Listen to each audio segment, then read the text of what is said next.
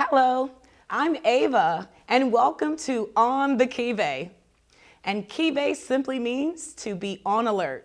As a montage to my Puerto Rican Latin roots, I thought it was something that was catchy and right to the point to represent this experience I'm about to bring to you. I'm a business influencer here to provide guidance, tips, and strategies to help others stay focused, motivated, and productive in their professional lives. And just so you know, by all means, I am not a professional therapist. I am not a professional life coach. And for Christ's sake, who am I? I'm just a little guy. But I happen to experience a few things on my entrepreneurial journey socially that I feel that must be shared. I wish I had someone that was a promotional, networking, social pro to guide me to prevent social distractions so I can get quicker to my dreams and business goals I've always dreamed of. I wish I had a social networking pro working alongside me. I would have avoided so much social distractions, and it could have catapulted me to my business dream goals way faster. Mastering business interpersonal relationships. Let me tell you my experience in this, okay? Now, in my marketing career, it took me about 2 years, guys, to finally be credible or be looked at as credible or somebody to trust well enough to do business and services through me and with me. But that's just the nature of the game.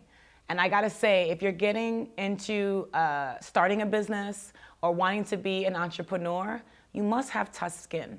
And you gotta not be offended by that. Remember, there's tons of scammers and negative things going on with business. And those that are legitimately doing business, they wanna kinda keep watching you, see how you deal with other people, see how you serviced and satisfied other clients before they kinda get more of a trusting angle from you. So don't be offended. Let people naturally gravitate you and want to trust you. Remember, at the end of the day, businesses are run by us, humans. Now, when I was networking, I was shopping around to let people know that, hey, I provide these kind of services. I'm open for business. Plus, I am a Black woman entrepreneur, and I figured that would sell itself. Wrong.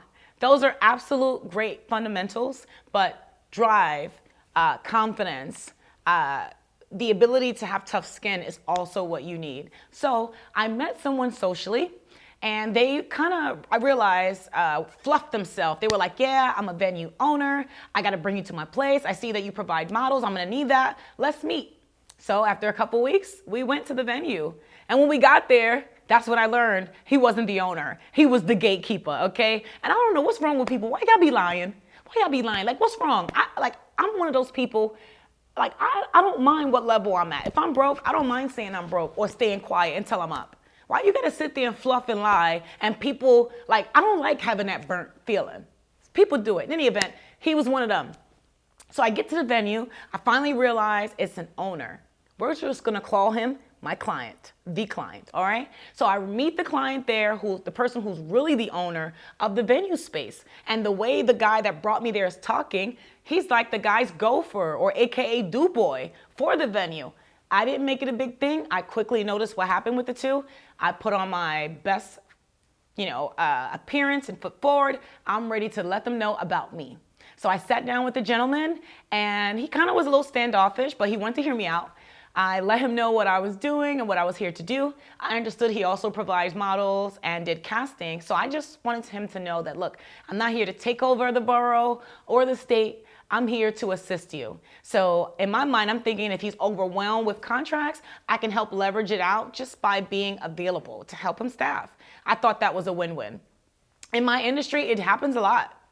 So once I met with him, I was so devastated, y'all. Oh my God. I came there thinking I'm about to get a deal with this guy and I'm about to just go straight to the bank.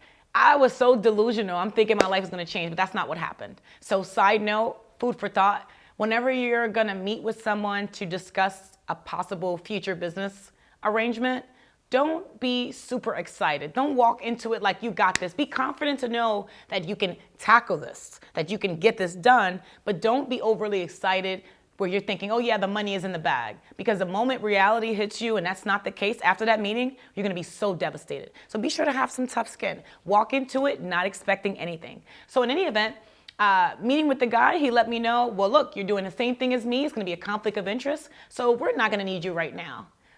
It was like the walk of shame, guys. I was kind of like walking like, darn it. But I had to pick myself up and know it's a part of the game, Ava. You know, there's a dime a dozen when it comes to clients. So I just knew I had to find another client. So I went back to my blueprint to go and call and make my own clients. A few weeks later, things didn't go right with that guy socially. I think what happened with him was he tried to get personal and I wasn't with it. Like, I don't know. I've been raised like back in the day, before I even started a marketing career, I used to do summer youth, SYEP, the summer youth employment program. And I've always got promoted through that and done community service programs. And I've always had experience having work readiness programs. So I kind of was already prepared for the corporate world. So I had an understanding of business acumen and behavior and respect and carrying yourself in a business manner. So I understood that this is something that was going to be a part of my journey. You either love it or you don't. So I just put the love for the game and what I wanted to get into with business, and I put that at the top of my priority, and I just soared with that. So the guy that brought me to the venue owner, the client, the do boy, things didn't work out with him. He got too personal, and then, he became a sore loser with that no. So I just ended up dubbing him, meaning like cutting him off. 9 months later, I'm doing my own thing, and guess who I get a call from? I got a call from the client, from the venue owner. He's like, hey, first things first. He hit me with something socially catty. Like, hey, do you still talk to that guy, the do boy? And I'm like, actually, no, things socially went south and he's not on my same business level. So we just split ways. He's like, great. Things didn't go good with me anyway. He doesn't know his place. Now I know I could work with you. And I'm sitting here listening to this like, okay, but I was just more excited that he's willing to give me a chance now. Like, hey, and he didn't know this, but this was gonna be like my first legitimate contract. So I didn't want him to know that, and now I know he's ready. Immediately, once he started talking about budget and dates and all that, I knew exactly what I needed to do. Time to strap up, tap into my network, and make it happen. So the day comes, my staff come early. He was super excited about that. The girls are enthusiastic. They were ready to go. They were disciplined. They stood in their corner, and they stayed where they were supposed to for the contracted hours. So while working this contract, I decided to come on site because that was my first one. I didn't have a photographer, or at least I couldn't afford one. So I said, I'm gonna be there myself, take photos from my phone. That way I can create my own photogenical, profile for the different contracts that I'm providing. And I think that's the greatest thing I could have done, because not only did I get great raw photos and I didn't have to wait for someone else to give me those photos back from the event, but I also was kind of like an escort for my staff that was there in the building. Escort meaning like a shop around, to have somebody there to keep eyes on them and just kind of have that extra barrier between my entity and what they were doing, and the separate venues entity and what they were doing. So it worked great. The event went off without a hitch. When it was time to wrap up, the girls did what they had to do. They were ready. The only thing was, now that it was time to go, I noticed that the girls, they kind of seemed very casual, like they wanted to stay there past, work hours. So I think they were hired for about 4 or 5 hours, for example. This was years ago, guys, pardon me. But it was about 4 to 5 hours they were working, if I'm not mistaken.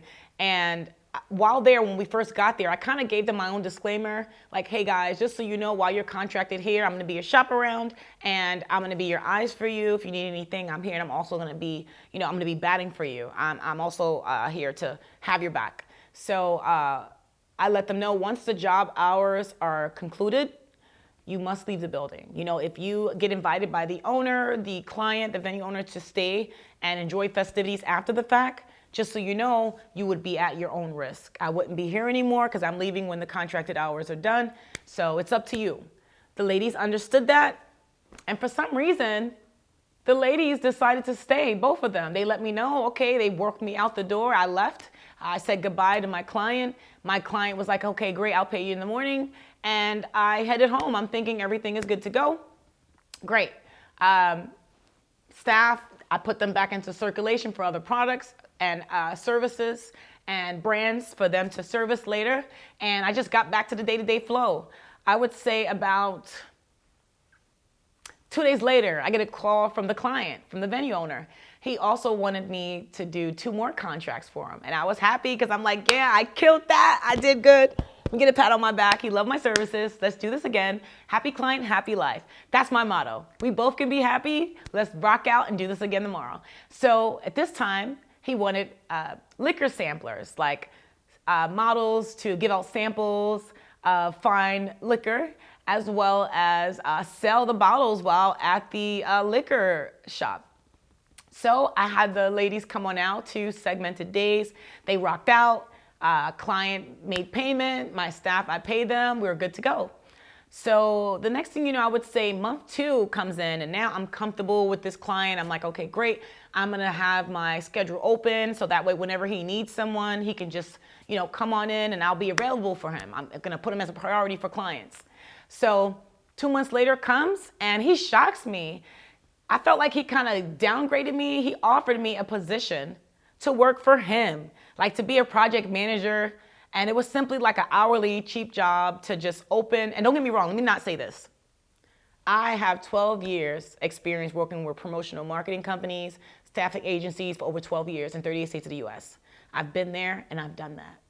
And I just felt like for me to be contracted as a vendor and provide you staff, I don't understand. It's more of an oxymoron for you to give me the next opportunity as staff. Definitely undercutting my craft. You would agree too, okay? So I let them know, yeah, I'm not available to be a project manager, to come to your venue, babysit it, open the gates up, make sure all of your contracted clients came for the day, and then to lock back up. I just wasn't it. So him offering me an opportunity to work for him as staff was so disrespectful to my craft. Like, I wasn't having it. So my excuse that I gave him was like, sorry, I'm not gonna be able to get someone for you. And myself, because I have to work out of town for another client. So that was a save for me. So he was like, yeah, okay, great. Let me know when you're back in town. Yeah, okay. At this point, I decided to start looking for new clients because I'm like, I'm on my way out the door with this one. I just felt like if you can start off giving me a contract to provide you staff, and then next thing you know, you offer me opportunity for staff, next opportunity is not gonna be what we initially started with. It's just gonna go down from there. So I already knew, like, okay, I just had the instinct to know, like, this is not gonna continue. All right, started looking for other clients, going back to my day-to-day, and then out of the blue, I would say another month passes, and the same client reaches out to me. And he's like, look, I know I haven't heard from you in a while, but I have another opportunity. And I was laughing, like, heard from you in a while. Like, bro, I'm trying to avoid you. Like, to me, it's already a done deal. Like, I need to focus on folks that would hire me to do what I need to do, not folks to try to fish for me to do stuff below my value, right? So at this point, he's like, yeah, well, I have another opportunity for you. It's not like the others. It's actually an opportunity to network as an entrepreneur. It's like a gathering with corporate folks and a few other different businesses that he has relationships with. He would like me to come and I could, promote myself and that kind of thing. So I'm like, oh, wow. And I'm like, oh, what else is going on? He also let me know it was a turkey drive. So that kind of made me feel a little bit safe. Like, okay, I don't know why. I just felt like, okay, I could do this. If you have a turkey drive, for something about turkey drives and give back type of events, they always have like decent, hardworking business folks that are about their business there, that are like valid contacts compared to like the urban casual folks that just fluff and say they do something and they don't. So I figured, you know what, I'm gonna give this a shot. He, gave me 3 contracts. He tried to hire me as staff. I tossed that. Least I could do was entertain this networking thing. So I go to the turkey drive 2 months later. And I cannot forget this. That day I was running late. I didn't get a chance to buy a turkey. I let the client know, like, look, guys, I don't have a turkey. I feel horrible. And they're like, Don't worry, we got 10 turkeys frozen on the table. Whoever didn't bring a turkey, we got one for you. It was ghetto, guys. I'm so sorry. God forgive me, because you don't waste food like this. So I show up to the venue. They have a step and repeat VIP wall with the red carpet, and they have a table with 10 frozen turkeys right there. And I see people like lining up, stepping at the VIP wall, holding a frozen turkey, fingers dripping with water from condensation on the packaging, and they're putting it back down. I was just like, oh my God. Me being naive, I grabbed one of those turkeys and I took a photo with it and I just put it down. So anyway, I kind of scanned the room as an entrepreneur, like, okay, let me see if there's any heavyweights or anybody that are, business owners or entrepreneurs, people named that is familiar or a part of the mainstream that's recognizable. And as I scanned the room, I didn't see anybody recognizable. So I said, you know what? I'm hungry. Let me go sneak off and get some Italian food. So that's what I did. I went to an Italian restaurant. I pigged out. And I literally was going to leave from there and just head back home because this was just a freelancing networking event as an entrepreneur. Instead, I would say 2 hours or 5 minutes before the venue concluded that event, I got a call from the client, the venue owner, like, hey, Ava, where are you? So I'm like, hey, I'm actually getting food. And they're like, yeah, can you come back to the venue? Like, we have another business opportunity for you that we want to talk to you about. If you can, come as soon as you can. So I said, great. I worked my way back to the venue. I get there, and then it was like, I noticed his energy was different. Like, I was so naive. He tells me to come upstairs to the VIP. While there, he doesn't say anything. He's like, I'll be back. Then he goes downstairs to the lower level, the main level, and he's like, hey, Ava, come on down here. Like, me and my staff is here. We're going to talk to you here. So I come downstairs. So at this point, I'm feeling like he's tag teaming me, like telling me to come, follow him. It's kind of weird. But I go downstairs to the main level. I stand there, and here it comes, okay? Let me sit up for this one, okay?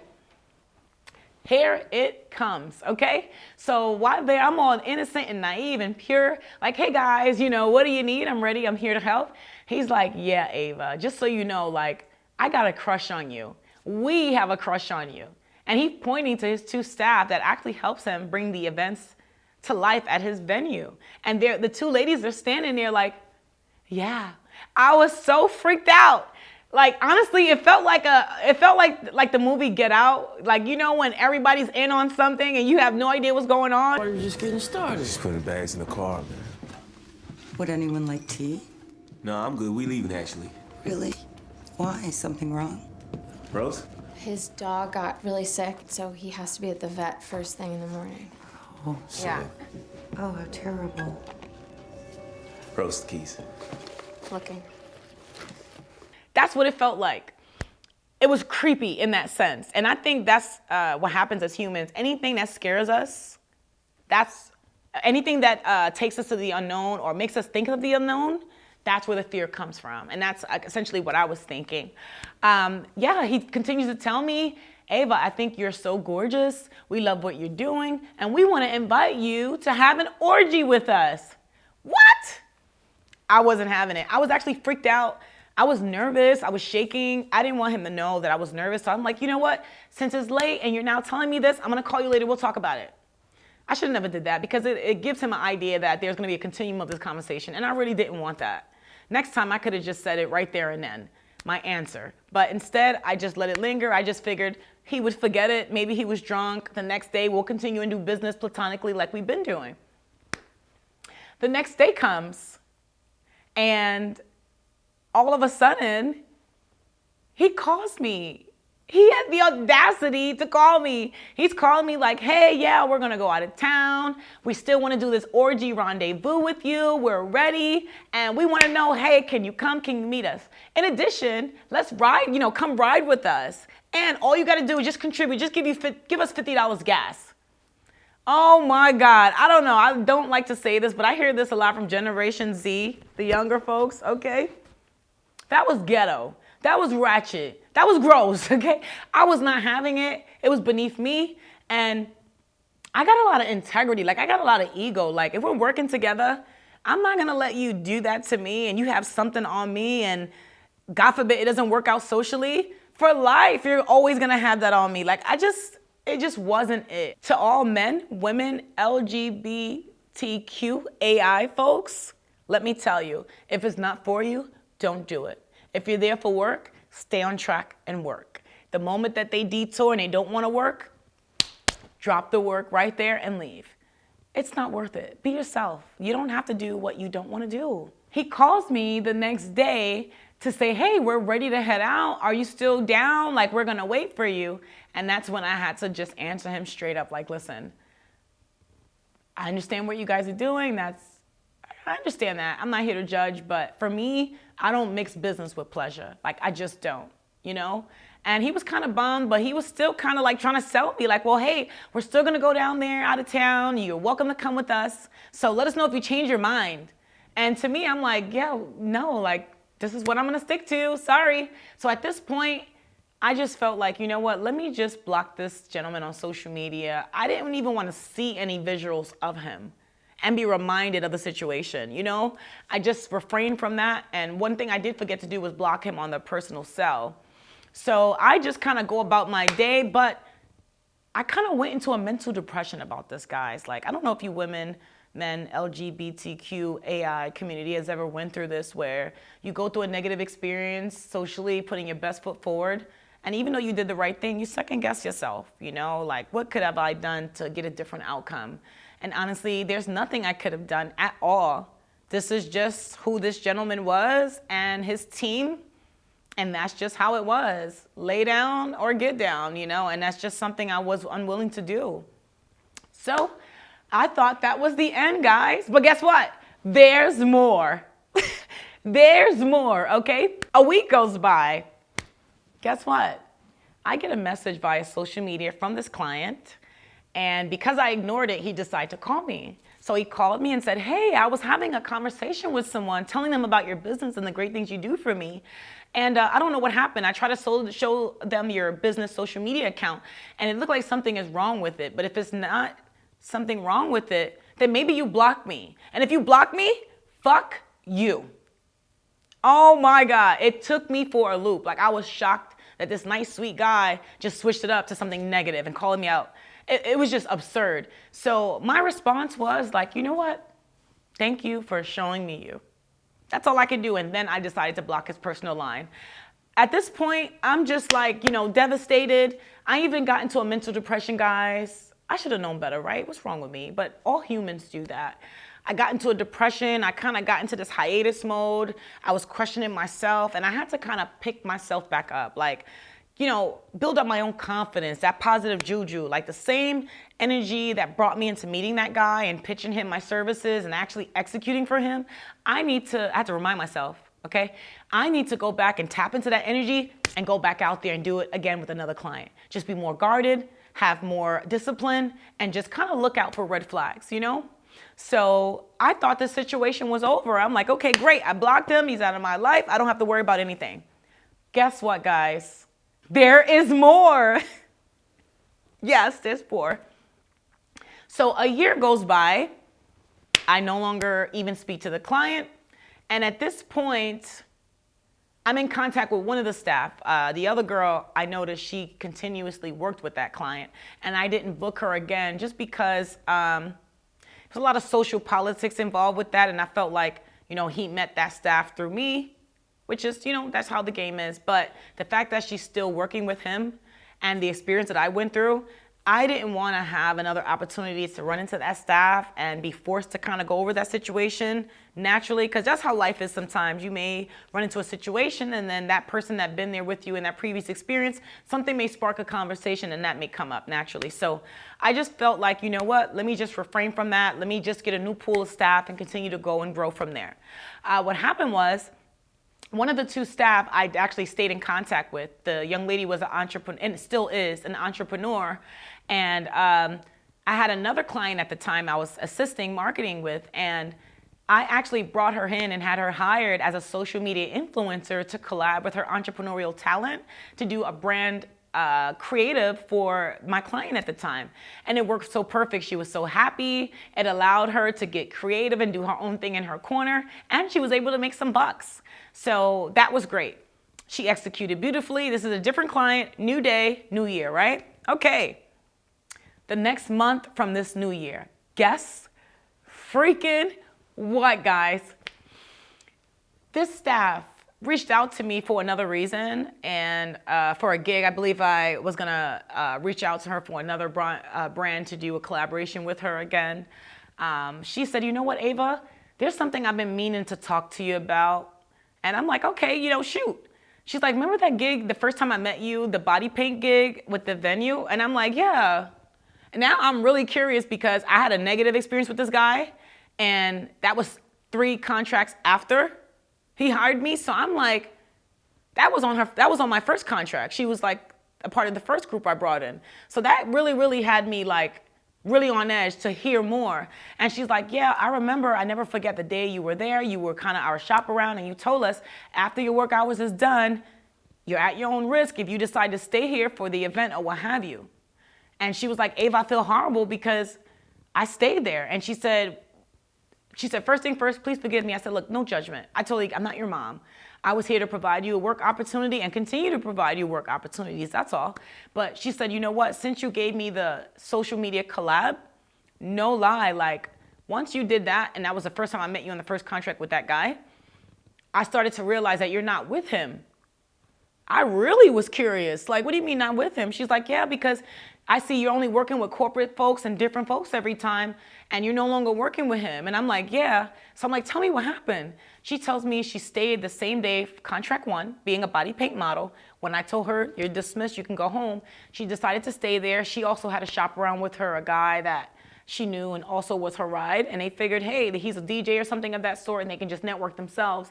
But what happened was, she said that venue owner invited her up to the VIP lounge area, and he was really pushy, offering her drinks kind of thing.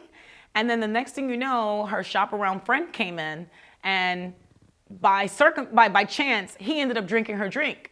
Then her friend, her shop around, goes missing. After a few minutes, she noticed that the client, the owner of the venue, the one who I no longer have dealings with, he started to, get a little bit close to her. And I guess maybe he was working his way to kind of make a pass at her, and she was sensing that. So she said, you know what, let me excuse myself. Let me go look for my friend. She finds her friend in the bathroom, guys, slumped. Like, I mean, passed out. So then it confirmed everything, like just hit her that she was supposed to be drugged. Her shop around instead circumvented the situation by, I guess, he was one of those people that drink anything. So he drank her drink, and I guess it must have been a sedative in there, but he passed out in the bathroom. And that was for her. Like, when I heard that, oh my God, my heart was beating, and I'm like, yo, I never got into the business for this. I got into the business to provide opportunities in an industry that provides opportunities for brands that don't look like us. I wanted to be that voice. I didn't get into it for this. I was scared. I'm like, look, beautiful, what do you want to do? Because at this point, I know the girl, she could probably sue me. Because, I introduced her to the client. And I was nervous because I'm like, first things first, this is dangerous. This could get legal. And 3, I'm going to vouch for this girl. So I asked her, like, look, what do you would like to do? Would you like to pursue any legal action or legal counsel for this situation? And by the grace of God, the young lady, being an entrepreneur and a strong woman, I will never forget her to this day. God bless her. She told me, no, I'm going to handle this like one of those abusive celebrities that got caught. She said, I'm not going to be the whistleblower for him. I'm just going to continue to do my awesome things in my awesome corner, and I'm going to let someone else that he would abuse one day do that to them. And that's where we ended it. And to this day, like, if there's any contracts or any clients that need her services, I will still send them her way. Valid corporate paying clients, of course, and by any means, guys, do not take me having an experience with this venue owner as passing judgment to say that don't do business with urban clients or clients of minorities. Don't even do it that way. Don't portray it that way. I want you to understand that this was an individual experience I had with this individual that happened to own a venue. So understand everybody's different. But I want you to use my experience and use it as a takeaway for yourself on red flags and things you should look out for while actually doing business. Because it's a whole process to actually get someone to trust you to do business with you. But it's another process while doing the business. How do you treat each other? How do you communicate? How do you respect and set boundaries? How do you continue to rock out like a rock star and give them what you promised? So I am here to share this experience with you so that way you can keep your head up, you can avoid a lot of these social hiccups, and you can stay true to your professional goals, guys. All right, guys, so that concludes another episode of On the Kive. And just to remind you guys, by any means, I'm not a professional life coach. I am not a professional therapist. I'm simply here to share my crazy entrepreneurial experiences where I went through some social hiccups. And I really feel like you guys should use this as a guide for your entrepreneurial experience so you can avoid a lot of these social distractions and hiccups that would detour you from acquiring your professional and business goals way sooner, the way you envisioned, quite frankly, the way you dreamed.